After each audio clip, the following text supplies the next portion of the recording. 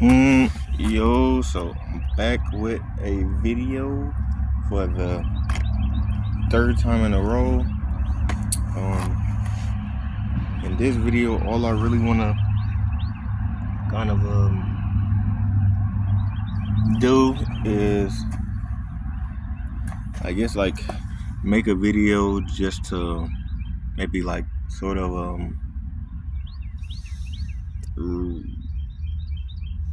update as I usually do. Since I haven't been doing that recently, so I just wanted to make another video to, dang, my hair is a mess. I'm gonna get a haircut soon. But just to make a video to kind of like update y'all on my day so far, because I haven't been doing it because like the weather's been bad. I haven't been feeling like making videos. So yeah, today we have a book with us or whatever that I read over the months that has been impactful. I haven't been reading it recently though, so bear with me.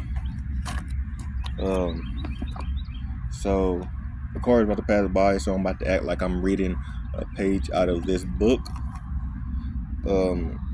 More so to create a more meaningful blah blah blah blah blah blah blah. So I wasn't saying on y'all. Alright, so back to the video. I just made this video to update y'all. So today is a chill day so far. Nothing really going on. Nothing I can really give you interest to. Besides the usual, like a chill day. I helped some people like move into their apartment recently. That was pretty fun. My brother is over now, so maybe I'll have like an interview with him, or something like that. And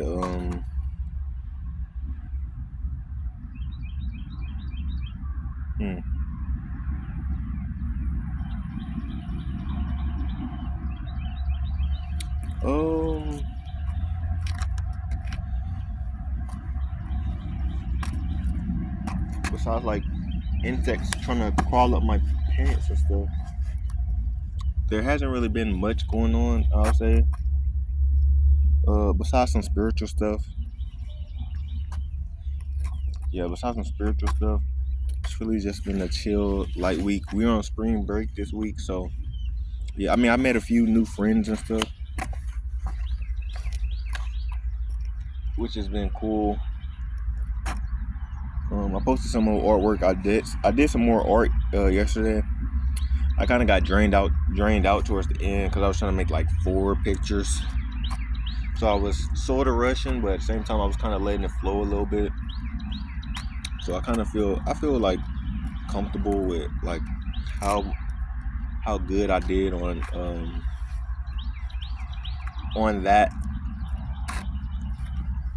those projects. It's a nice day today also, so yeah.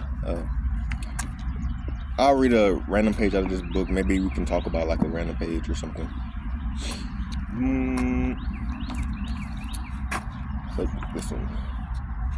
So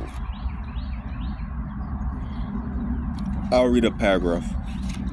It says, just as it seems obvious that we exist, and our proof is the experience we are having in this very moment, it is also undeniable that there is something quite unknown about our own existence, also in this very moment.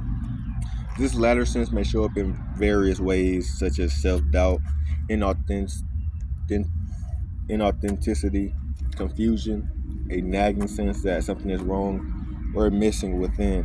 But in the end, what is actually true is that we simply don't know.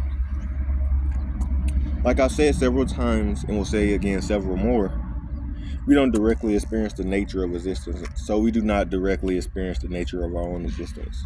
We don't know, and that's a fact, but not a disease.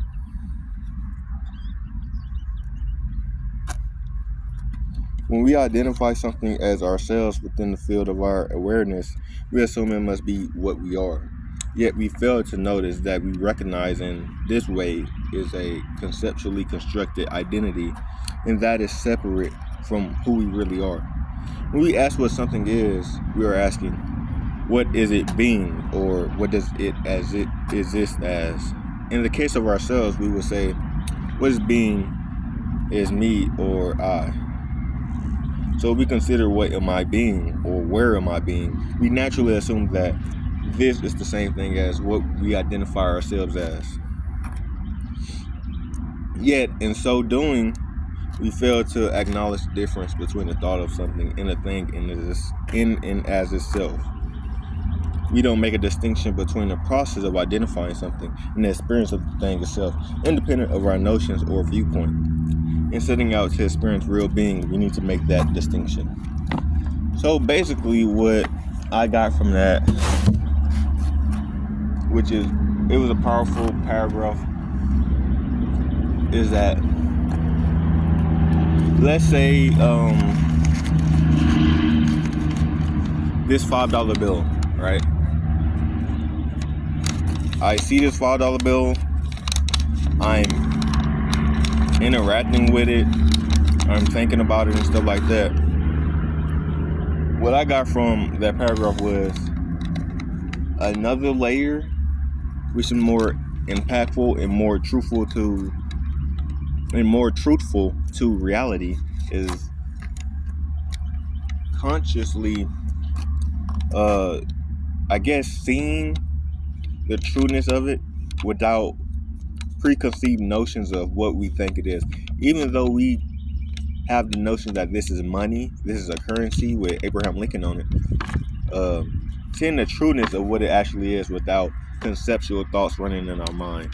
And besides that analogy, we could kind of apply that to life in the fact that we have preconceived notions about everything around us, to the molecules rolling around. We have preconceived notions about everything. And the thing is, we don't know what everything is. They are all conceptual things that we as humans have created. And that in itself is a truth. Establishing all those things as a unknown is the truest way to look at it. It gives you a direct sense of will to the point where you can truthfully look at something as what it is without you wanting it to be something else. It's a true form of it. Although we don't know what it is, it's truer than the form of conception that we limited as it was before.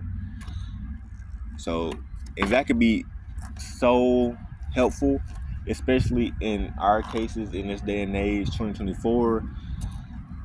I mean, I say 2024, 2025, where the notion of conceptual things such as people's hostility towards us, anxiety about present and past, fear of expectation, all those various things that collide and conjoin on our day-to-day life, 24/7, 7 days out the week, 365 days a year.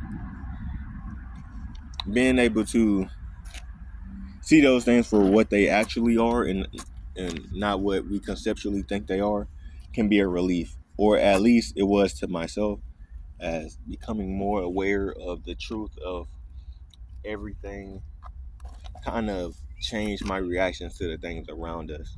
I conceptually also, it kind of connects to the point that I also want to make from something I've been experiencing really recent, which was being able to be content. As I said in another video, now that I think about it, is being able to be content with your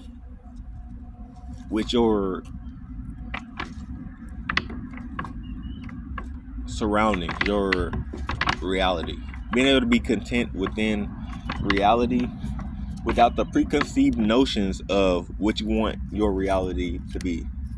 And even if it's like negative and not what you want it to be, uh, being able to be content with that, not really wanting, or a better approach would be not really wanting reality to be a certain way, not perceiving reality as either negative or positive.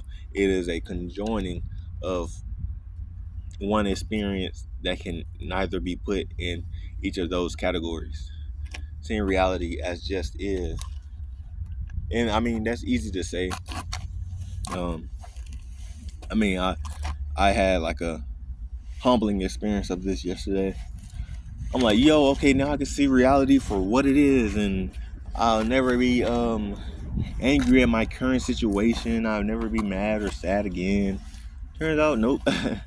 Yesterday, even though I had vaguely remembered, because you have to keep like reiterating this stuff into your brain, because if you don't, you kind of slip back into the other reality, the preconceived reality, because our mind is constantly trying to I guess sort of preserve our persona, trying to preserve the world in a certain way.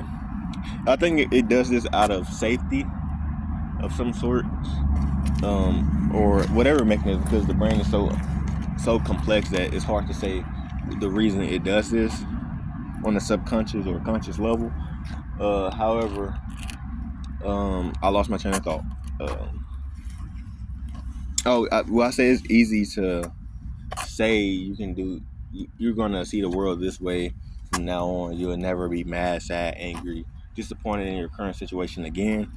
It's different when you're actually living it, and you have to reiterate the point over and over again, because the situations change, and you kind of forget things over time, and different lessons about reality or the trueness of it, and how to a better scope to see the world through. You know, you kind of people kind of reiterate their way through you and through social media as well. So you kind of get pulled back in each and every day. And if you don't reiterate the trueness that you want to see, then you're going to keep getting pulled back into those different worlds, getting slowly pushed away from the other reality, which is a truer form of it, you know? So that's been my thing these few days, I guess. Um, yeah, that's about all I can really. Um, that's all really I wanted to say. Sometimes you'll get like me, like yesterday. I got very agitated. I didn't really get angry. I got more agitated. Now I was realizing what I was doing, but I was still agitated in it, even though I realized that I was trying to. I wanted a situation to be different from what it actually was. And so, even though I was aware of it, I still was agitated. I was like, I don't care. So, I guess just reiterating the point, you just have to keep on, like, I guess, challenging your persona's perception of the world until it shifts and starts to combine with a true form of reality. And I feel like that would be one of the most um, impactful things that you really can do when it comes to this kind of work. So again, Josh, um, have you shifted your perspective on the reality of